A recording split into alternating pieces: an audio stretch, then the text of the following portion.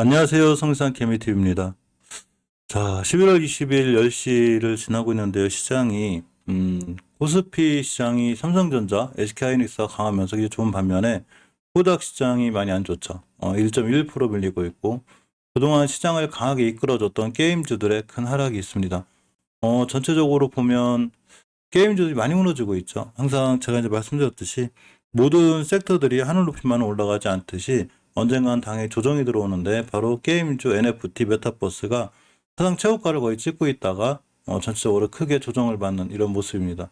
항상 우리 개인들이 조심해야 될 거는 주식은 월봉에서 너무 높이 올라가고 가장 좋은 뉴스가 떴을 때 조심해야 돼요. 물론 그렇다고 해서 게임주나 NFT나 메타버스가 끝난 건 아니에요.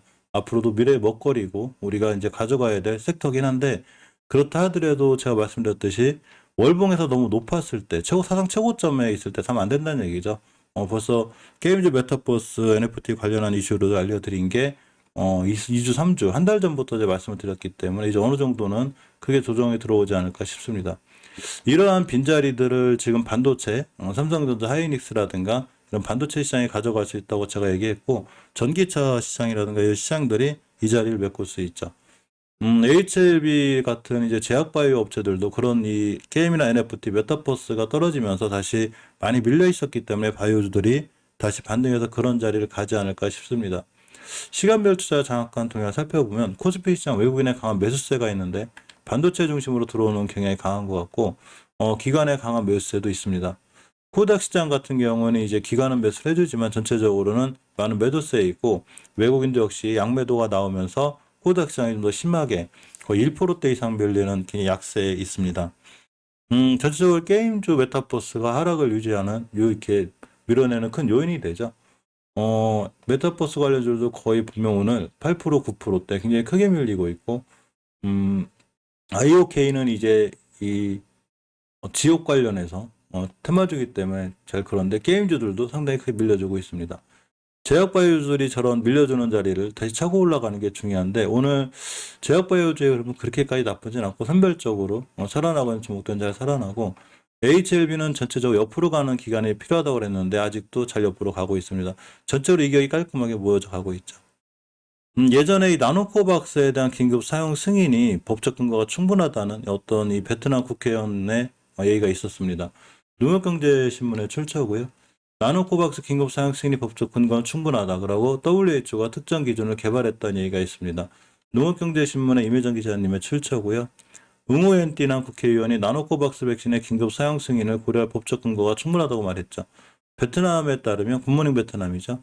18일 호치민시 국회의원단 6호기에 참석한 응우엔티엔난 전시 당서기는 현재까지 나노코박스 백신의 긴급 사용을 고려할 만한 사용 승인을 고려할 만한 입법적 근거가 충분하다고 말했고 이 응유티엔나는 제조사가 긴급 시판 허가를 신청해 세 번째 테스트를 계속했고 시험 결과도 만족스러웠다고 합니다. 게다가 면역 기준도 외국 백신보다 높았다는 소식을 들었다고 덧붙이기도 했습니다.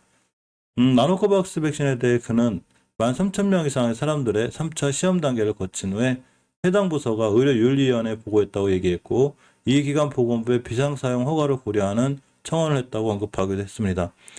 사실 지금 혼란회장도 이 나노코박스의 승인이 당연히 이루어질 걸로 예상을 하고 공장을 굉장히 키우고 확장하고 있죠. 또 나노전 측에서는 나노코박스에 대한 설비를 완벽하게 갖출 거라는 이런 얘기도 했습니다. 이 나노젠 측에서 밝힌 얘기를 보면 자 금강일보에 출처고요.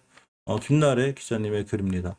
지난 19일 베트남 언론 매체의 보도에 따르면 베트남 제약회사 나노젠이 나노코박스 1000만 도즈 용량의 냉장 시스템과 2도에서 8도씨 온도에서 국제 표준 냉동 시스템을 갖춘 차량을 완벽하게 확장하겠다는 결의를 표명했다고 밝혔습니다. 사실 나노코박스는 제가 제조업 단백질 기반의 백신이라고 그랬죠. 뭐 극저온이 필요하지 않아요. 냉장 보관 정도 2도에서 8도 정도면 되죠.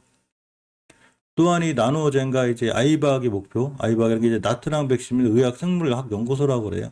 이 목표가 합리적인 비용으로 베트남 국민을 지속 가능하게 보호할 수 있는 백신을 만들고 수입 백신에 대한 의존도를 줄이는 것이 목표라고 말했습니다. 베트남 과학기술훈련부 보건부 역시 이 아이박, 이 IVAC죠. 연간 약 6천만 도즈의 백신 생산 규모에 도달할 것을 예상하고 나노젠이 2천만에서 3천만 도즈를 생산할 것으로 예상한다고 밝힌 바가 있습니다. 두 제조업체 모두 투자 시 용량을 늘릴 수 있다고 보고한 바도 있죠. 이렇듯 지금 베트남의 나노젠 나노코박스는 사실은 조금 길게 보면 반드시 승인이 날 확률이 높죠. 더나 공장도 증설해 놓은 상태고 설비도 갖춰 놓은 상태이기 때문에 이 승인이 날 확률이 높지만 언제냐가 문제죠. 굉장히 지지부진하고 늦어지기 때문에 MOU를 체결한 HLB 그룹주들도 지금까지 전적으로 큰 부침을 겪었습니다. 이러한 나노코박스가 긴급 승인이 늦어지는 바람에 5개 정도 나라에서 이 사전 주문 시도한 걸 놓쳤다는 얘기가 있어요. 자, 핀포인트 이 백정호 기자님의 그 출처고요. 베트남 현지에서 나노젠이 개발 중인 코로나19 백신 나노코박스의 긴급 사용 승인이 지연된 것에 대해 안타까움을 표명했는데 그 이유는 해외에서 사전 구매를 시도했지만 승인이 늦어졌고 이게 불발로 이루어졌다는 거죠. 18일 베트남 언론들에 따르면 나노코박스가 더 빠르게 승인을 받을 수 있었고 베트남 총리 역시 보건당국을 3회 이상 만나서 백신 허가에 대한 어려움을 없애자고 요청했다고 그래요. 총리는 9월 달에 나노코박스 접종을 9월로 목표했고 해외 최소 5개 국가에서 나노코박스 백신의 사전 주문을 시도했다고 얘기했죠. 나노코박스의 긴급 사용 승인이 순조롭게 진행되지 않으면서 이 주문 시도한 게 다 불발됐다는 얘기죠. 이 나노코박스는 임상 3상 중간 결과에 대해 베트남 윤리위원회 승인을 받았지만 보건당국의 사용 승인을 획득하지 못했기 때문에 역시나 이러한 좀 어려움이 있지 않나 이런 생각을 해봅니다. 아직도 이 언론들 얘기에 따르면 보건당국은 현재까지도 묵묵부답이고 중화항체가 평가되면 백신을 사용할 수 있고 특히 코로나19 상황과 같은 비상시에도 좋은 평가를 받고 있는 백신인데도 사용하지 않으면 돈이 낭비가 된다는 이런 걸로 또 언론들이 질타를 하고도 있습니다. 제가 제약바이오 영상을 따로 만들어서 찍어드리는데 제약바이오 이 특이주들이 좀 몇 가지들이 있어요. 지금 바닥권에서 잘 타고 올라온 종목도 있으니까 바이오주 관련 영상도 가끔씩 한 번씩은 챙겨보시고요. 또 오전에 이 말씀드리는 관심 종목들도 가끔씩 볼 필요가 있습니다. 일단 제약바이오 전체에 대한 이슈가 있어서 잠깐 살펴보려고 하는데 내년 제약바이오 R&D 성과가 기대가 된다는 이 하나금융투자의 분석이 있어요. 환경바이오 인사이트 출처고요. 2022년 내년이죠. 국내 제약바이오 기업들의 연구개발 성과를 확인할 수 있는 한 해가 될 것이라고 전망했고 기술거래 이 주체인 대형 제약사들의 자금력이 꽤 커져 있고 위드 코로나를 통해서 임상 개발도 정상화되고 있다는 판단이라고 합니다. 이 박재경 연구원님의 글에 따르면 20일 제약바이오 업종의 원성장 동력인 R&D에 주목하라고 했는데 국내 제약바이오 기업이 세계 시장에서 꾸준히 주목받고 있고 일부 신약은 미국 식품의약국 FDA의 승인을 앞두고 있다고 얘기했습니다.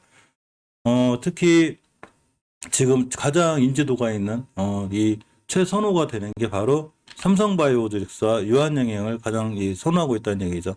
요새 특히 이재용 부회장의 행보가 전체적으로 보면 반도체나 이 식스제도 많이 가 있지만 실적으로 이 바이오도 많이 챙기죠.